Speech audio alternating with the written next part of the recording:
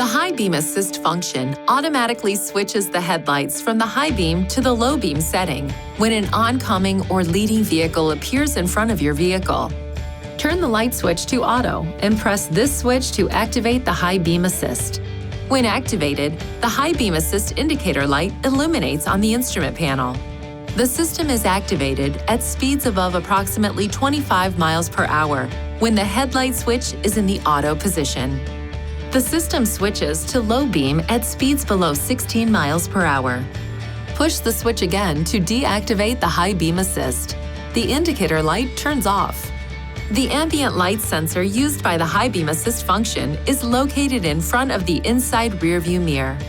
To ensure proper function of the system, keep the windshield clean and do not attach stickers or other such materials near the ambient light sensor. Please see your owner's manual for important safety information, system limitations, and additional operating and feature information.